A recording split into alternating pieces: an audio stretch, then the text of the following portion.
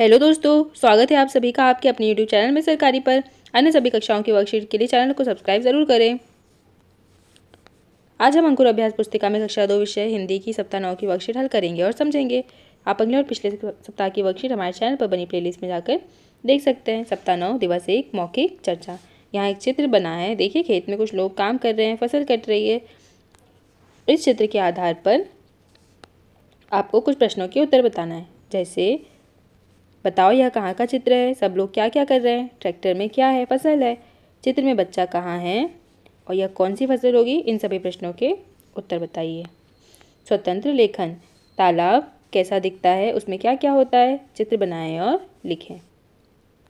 जैसे हमने यहाँ तालाब के आसपास पेड़ होते हैं, एक तालाब में कमल होते हैं, मछली होती है और आप जो भी आपको तालाब में दिखता है आप यहाँ पर लिख सकते हैं। वर्ण अक्षर गतिविधियाँ मिलाकर पढ़ें और लिखें। जैसे चैन चैन, घबराया घबराया, सुनकर सुनकर। शब्दों को पढ़ें। शर्म चिल्लाया, गर्दन मुड़कर, मिलकर, भारी भरकम। पढ़ें बिना पूंछ का हाथी। यहाँ एक कविता है, आइए हम इसे पढ़ते हैं। बिना पूंछ का हाथी। एक घने जंगल के अंदर जामुन के पेड़ों पर रहते थे कुछ बंदर। हाथी एक अकेला आता, जामुनदारी तोड़ गिराता। मिलकर आज सभी हम साथी, कहना बिना पूंछ का हाथी। हाथी यह सुनकर घबराया, मोटी गर्दन छोटी पूंछ, मुड़कर देख न पाया। सब मीठे मीठे जामुन खाते, मिलकर रहते हंसते गाते। जो था बंदरों का सरदार, मन में उसने किया विचार।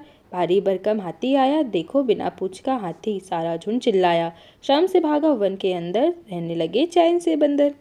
मौखिक चर्चा। बंदरों के सरदार के मन में क्या विचार आया, बताइए।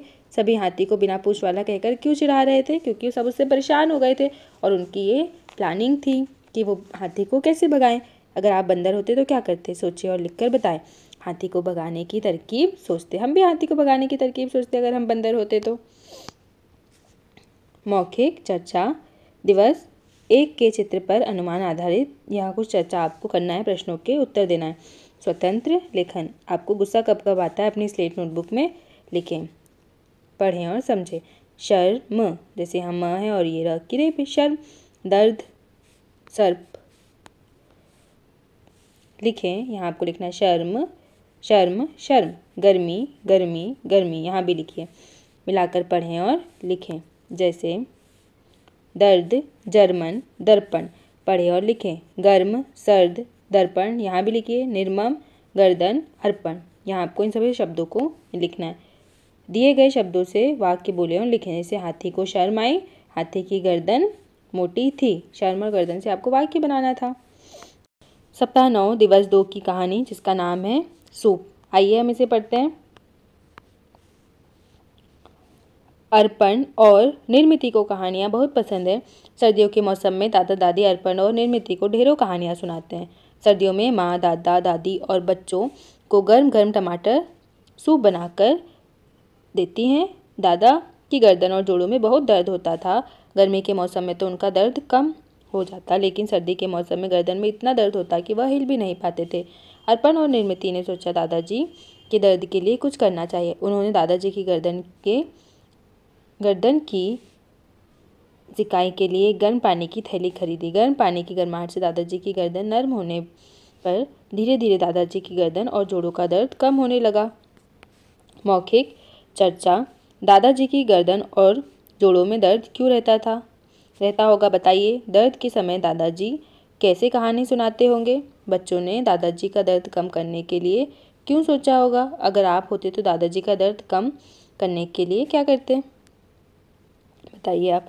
लिखित प्रश्न। दादाजी को कहाँ दर्द रहता था, गर्दन और जोड़ों में। माँ सर्दियों में सबको क्या बनाकर देती थी, टमाटर सूप। वर्कशीट नंबर 51 मौखिक चर्चा बस की सवारी। कुछ प्रश्नों के उत्तर आपको बताना है। आप बस में बैठकर कहाँ जाते हो, बस में बैठना कैसा लगता है, बस में लोग क्या क्या बातें करते हैं आदि।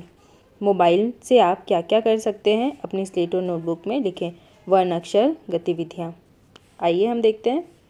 वाक्य पढ़कर उसके सामने सही गलत लिखें। बंदर आम के पेड़ पर रहते थे, गलत। हाथी का आकार भारी भरकम था, सही। हाथी की पूंछ मोटी थी, नहीं, उसकी गर्दन मोटी थी। बंदरों ने कहा पूंछ वाला हाथी। नहीं, उन्होंने कहा था बिना पूंछ का हाथी, तो गलत होगा। बंदर चैन से रहने लगे।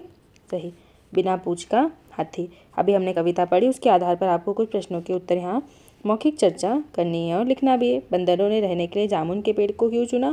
क्योंकि वहाँ वो मीठे मीठे फल खाते होंगे। हाथी बंदरों को क्यों परेशान करता होगा, बताइए। हाथी अपनी पूंछ क्यों नहीं देख पाया? गर्दन मोटी होने के कारण वो अपनी पूंछ नहीं देख पाया। सप्ताह 9 दिवस 4 वर्कशीट नंबर 52 स्वतंत्र लेखन। अगर आपके सिर पर सिंह होता तो आपको कैसा लगता?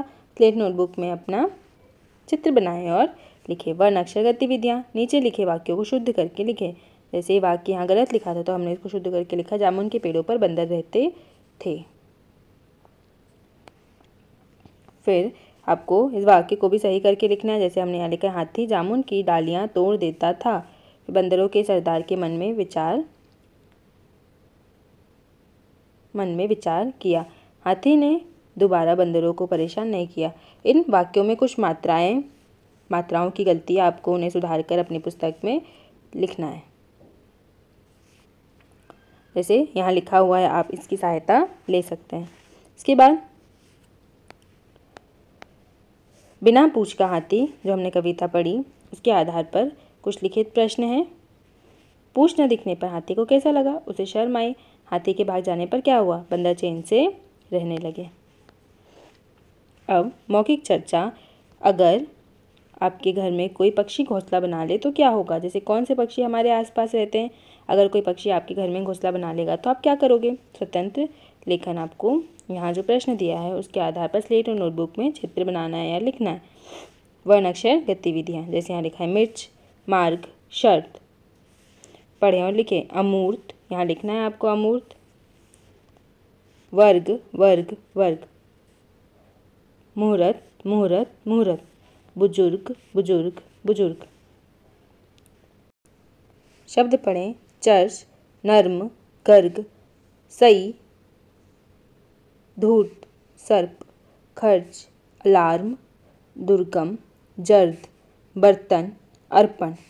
वाक्य पढ़ें और लिखें। जैसे बुजुर्ग आदमी ने फुर्ती से गर्दन घुमाई। सप्ताह 9 दिवस 5 और 6 की कहानी, इसका नाम है फुर्तीली दुर्गा। आइए कहानी हम देखते हैं। फुर्तीली दुर्गा। दुर्गा हर काम फुर्ती से करती थी। गर्मी में जब शाला बंद रहती तो पूरे दिन वह अपने माँ का काम करती। मन करता तो दर्पण के सामने तरह तरह के मुंह बनाती, मीठे मीठे बर्फ के गोले खाती। कभी घर के पीछे मुर्गी देखने चली जाती और मुर्गियों के पीछे भागती। उसे पेड़ पर चढ़ना बहुत पसंद था। कभी कभी वह दर्जी की दुकान से कपड़ा के छोटे छोटे टुकड़े ले आती, उन्हें जोड़कर अपनी गुड़िया के कपड़े बनाती। दुर्गा की मदद भी करती। जब कभी माँ कहती तो दुर्गा पानी का बर्तन उठाती और झट नल में पानी भर लाती। माँ के सामान का पर्चा लेती और मिर्च, गोभी, आलू सब ले आती। दुर्गा हमेशा बुजुर्गों की मदद करती। माँ सबसे कहा करती कि कितनी फुर्तीली है मेरी दुर्गा। मौखिक चर्चा। यहाँ कुछ प्रश्न हैं, उनके आपको उत्तर देना है। लिखित प्रश्न। मिताली किसके सामने तरह तरह के मुंह बनाती थी? दुर्गा। यहाँ आएगा दुर्गा। दर्पण के सामने। माँ दुर्गा को फुर्तीली क्यों कहती थी? वह हर काम फुर्ती से करती थी, इसलिए माँ उसे क्या कहती थी? मेरी दुर्गा तो बहुत फुर्तीली है। मौखिक चर्चा। दिवस 6 बच्चे जो भी गीत, कविता, कहानी सुनाना चाहें वो यहाँ सुना सकते हैं। स्वतंत्र लेखन। अपने घर में क्या अच्छा नहीं लगता आपको, उसका चित्र नोटबुक में बनाना है और उसका नाम लिखना है। वर्ण अक्षर गतिविधियाँ, जैसे दुर्गा, दुर्गा, अर्चना, अर्चना, अर्चना, शर्मा, शर्मा, शर्मा, अर्पणा, अर्पणा, अर्पणा। यहाँ आपको लिखना है। पढ़ें। जैसे यहाँ लिखा है कुछ शब्द। बर्तन, मार्ग, गर्दन, गर्माहट, जर्मन, अमूर्त, दर्पण, पर्चा, चर्च, तर्पण, गर्ग, गार्गल। देखिए और उनके नाम लिखना है। मिर्च, मुर्गी, बर्तन। आसान वाक्य बोले और बच्चों को सुनकर लिखने को कहें। जैसे दुर्गा ने दर्पण लाई। तो बच्चों, इस प्रकार हमारे इस सप्ताह की वर्कशीट कंप्लीट हुई। आप अगले और पिछले सप्ताह की वर्कशीट हमारे चैनल पर बनी प्लेलिस्ट में जाकर देख सकते हैं। वीडियो को लाइक करें, शेयर करें और चैनल को सब्सक्राइब करें। Thank you.